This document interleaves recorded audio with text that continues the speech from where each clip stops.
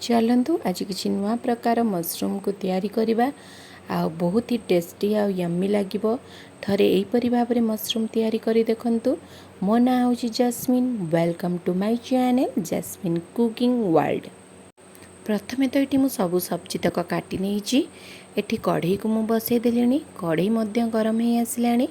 कढ़ई रे एते मु सोरिष तेल दे सोरिष तेल ये बड़ स्पून 2टा देइछि। देखंतु मशरूम गुड़ाक मु बड़ बड़ मशरूम थिला ताकू 4 पीस करके दे देइछि। मशरूम को इने भल भाव में मुझे फ्राए करदेवी। मझिरे मझिरे मशरूम को टिके घोड़े देबा जहाद्वारा कि मशरूमटा सिझी मध्य जीव। देखंतु एठी मु गोटे दहीर मसला तैयारी करी।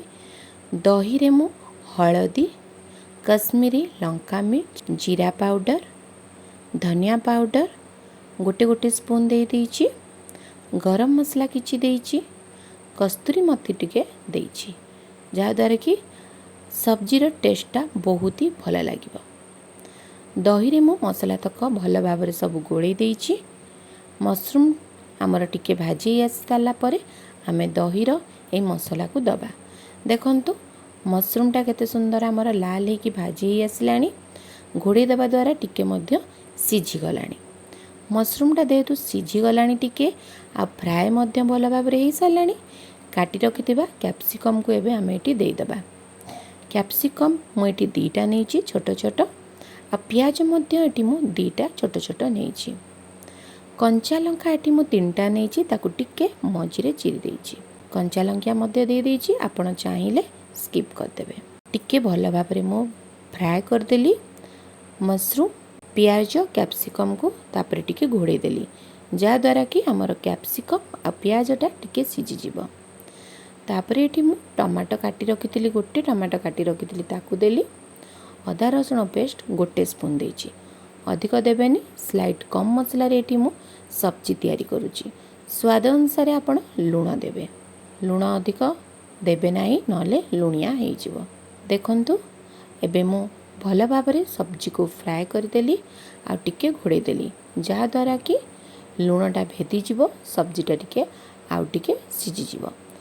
तापर एठी मु जो दही मसला तैयारी करके रखिथिली सेई दहीटा को एने मु ए सब्जी रे दे देबी।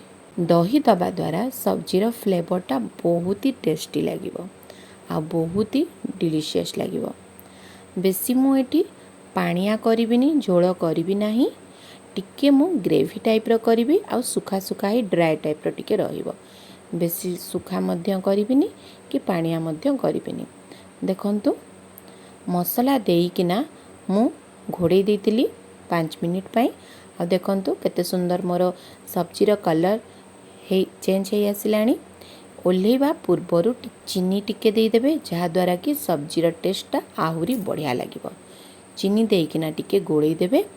दही मशरूम रेडी हो गला। ताले डेरी काई करिवे एई भलिया दही मशरूम तैयारी करंतु आ खांतु। समस्तंकु खुआंतु आ एंजॉय करंतु। रुटी परोटा भात जोतरे इच्छा आपण खांतु। कमेंट बॉक्स रे कमेंट दबा को बिल्कुल भी डेरी करिवे नाही। मो चैनल को सब्सक्राइब कर देबे। तळे थिबा बेल आइकन को क्लिक कर देबे जहाद्वारा मोर नुआ नुआ नोटिफिकेशन आपण मानबको खूब शीघ्र पहुँची जीव। ताले आउ डेरी करंतुनी जल्दी जाइकिना तैयारी करिकिना खांतु। रहिली नमस्कार। देखा हेबा नेक्स्ट वीडियो रे। ओम श्री साईराम।